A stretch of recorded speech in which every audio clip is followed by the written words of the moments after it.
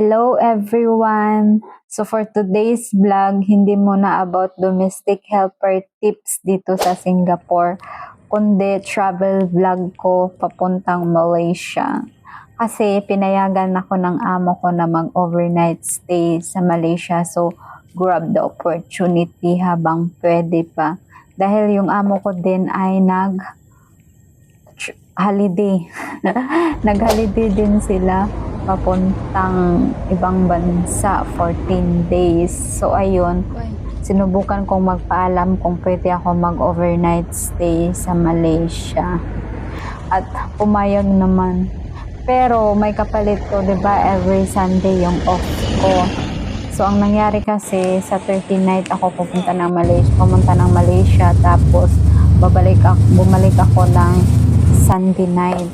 So ang mangyayari, yung sa 30 ko na off is papalitan siya ng another date na Sunday. So bali, pagbalik ng amo ko, hindi ako mag-o-off ng isang Sunday. Bali, yun yung kapalitan ng Saturday. So give and take lang din. Pero yung amo ko talaga unang nagsabi na pwede ako mag-off ng 2 araw na magkasunod. So ayun, ginab ko yung chance na magpaalam kung pwede ako mag-overnight stay sa Malaysia. 'Di ba, para ma-experience naman yung ibang country aside from Singapore. Ayun, kasi 'di ba pangarap ko talaga mag-travel ko kahit saan. Pero yun nga. So bago ako pumunta ng Malaysia, pumunta muna ako ng park para kakain ng tanghalian. Kasi ang paalam ko kasi 3:00 ako pupunta ng Malaysia. Pero lumabas ako 12. Pero nag-message na lang din ako para alam ng amo ko kung anong oras ako lumabas. So ayun nga, sa park muna ako para kakain kasi nagluto muna ako ng tanghalian ko sa bahay para at least makasave, 'di ba? So itong voice over ko hindi na siya naka-align sa video clips na pinapakita ko. 'Di ba? Puro lang to ingay. So ayun nga, bino-voice over ko lang siya kasi hirap yung parang maglalakad ka tapos may mic naman ako, kaya lang parang medyo hirap pa akong magsasalita habang naka-video. Tapos medyo nahihiya pa din ako, 'di ba? Pero yun nga, itong pagba-vlog ko is about sa mga memories na din, ganun.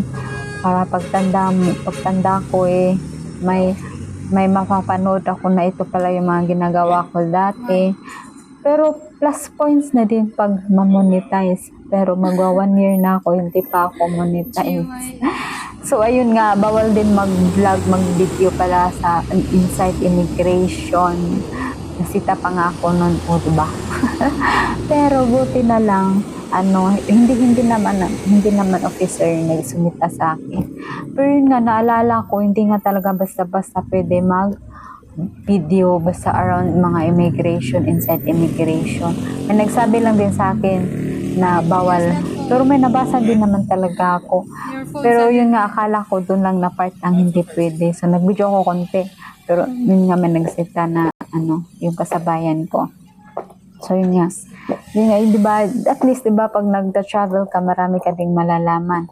So ayun, pagdating ko ng Malaysia, parang para lang siyang, ang una kong naisip, para lang siyang Maynila. Magkaiba talaga siya sa Singapore. As in, maganda, mas talaga yung Singapore. Mas makikita mo na mas naunlad yung Singapore, ganun. Nung pagdating ko dito, wala akong nakitang MRT. Oo nga. Actually, ngayon ko lang din na-realize habang nagbo-voice over edit ako, wala akong nakitang MRT sa kanila. Pero sa bagay, ito ay sa Johor lang naman. Malaki din naman yung Malaysia, may Kuala Lumpur pa. Yun yung mas malayo dito. Parang 6 hours, may nagsabi sa akin 6 hours pag mag-bus daw. So it's mas better na mag-airplane by flight. So, napunta na naman ako sa ganun. So, 'di ba, ang tagal namin, so pagdating namin sa ano, 'di ba, una Woodlands checkpoint doon. Tapos pagkatapos ng Woodlands checkpoint doon na sa may, di ko alam, immigration yun o migration sa Malaysia, yung mag-ano ka na, magpatak ka ng passport, ganun. Tapos pagkatapos niyan, Diyos ko, ang tagal maghanap na, naisipan kong mag-bus. Pero parang, natatakot kasi ako baka maligaw. So, yun, nag-grab taxi na lang. So, yun nga, grabe yung hintayan sa taxi. Ang tagal. Pero alam nun, ang isa din sa mga napansin ko pala is, di ba, parang dito sa Singapore kasi, takot ako mag-taxi. Kasi, may mga, yung, alam mo yung mga pick-up point, hindi ko alam kung ano yung ilalagay ko kasi naranasan ko dito yan sa Singapore. Diyos ko, 2 driver yata yun na parang ano na, hindi nila, yung nilagay ko na pick-up point is wala ako doon. Kaya parang sa Singapore, mas prefer ko ang mag-MRT na lang, easy. Pero dito sa Malaysia, ang ano, wala akong nakitang MRT. Tapos sa bus din, para baka di ko alam kung ano din yung stop point na ano ko. Kaya, kasi di ko alam kung ano yung, di ba, first time kasi. So, di ko alam kung may bus stop ba doon sa hotel na binook ko. Pero kasi, pero yun nga, uso naman mag-search, mag-ask kay ChatGPT. Kaya lang, iba pa rin yung ano, kaya naisipan ko na lang mag-taxi. Diba, mas, ano pa, mas mabilis pa. Yung ano, is, pag mag-travel ka talaga, isa sa mga na-realize ko din, dapat alam mo yung, ano, dapat may pera ka talaga na extra or whatever. Kasi, easy lang, ano, mag-taxi ka na lang kahit medyo mahal talaga, mas mahal talaga yung taxi kaysa bus like that. Pero alam mo, pag taxi kasi hindi ka maliligaw, ganun. Yun lang para sa akin. Kaya naisipan ko na lang din mag-taxi. Pero maganda tong experience na to kasi, I mean, sa age, ano ko na lang, i-summarize ko na lang yung, kasi yung na-experience ko from pagdating ko sa Malaysia, tapos kinabukasan. Di ba dapat, ano, yung parang isa sa mga natutunan ko is yung wag matakot. Pero sa bagay nandito, yung parang na ano ko sa sarili ko na kaya ko pala. Kaya ko palang mag-travel talaga. Yung parang lakas ng loob. Kasi 'di ba iba din kasi dito yung di ba iba din kasi yung feeling dito pagdating ng Singapore kasi trabaho kasi yun. So yung mas focus ko nun is trabaho talaga. Ito is alam ko na travel siya. So parang ano, yung parang na-realize ko na kaya ko din pala. So, yun nga, manifesting next time sa ibang ano naman, like Thailand or like Vietnam, ganun. Kasi isa talaga sa mga gusto ko sa buhay, no? Kaya kahit matanda na ako, wala pang anak kasi. Ang gusto ko i-achieve, ang goal ko for now is ang mag-travel, experience the travel, ganun. So, kung saan ako napunta, alam mo, 1 hour akong kung saan tong voice over ko eh. Hindi ko naman alam kung may nanood, pero okay lang. Babalikan ko na lang to sa mga susunod na henerasyon. So, ayun nga, alam mo kung ilang oras ako naghintay sa taxi. Parang mahigit 1 oras yun. Tapos sabi ng driver, pagkasakay ko ng taxi, ano daw, traffic. Kaya ganun. Pero sa ano na, mga 30 minutes lang, OA lang talaga yung sinabi ng 1 oras. Sabi ng driver, 30 minutes daw siya bago nakarating. Ay, pero yung taxi pala na pumili sa akin, ano, luma na yung taxi niya. So, parang nahihilo ako sa amoy ng taxi. Diba? So, yun nga, ano pa ba sasabihin ko? Yun, thankful ako sa amo ko na pumayag siya. Kasi isa video clips pala, nasa taxi pa tayo, hindi pa ako nakasakay ng taxi. Pero alam mo, thankful ako ngayon na may mga ChatGPT, mga AI, mga ganun. No? Kasi chat siya, yung parang nakakausap mo talaga, parang tao. Parang tao sila nakakausap mo talaga kung ano yung mga dapat mong gawin. So, mas easy yung access.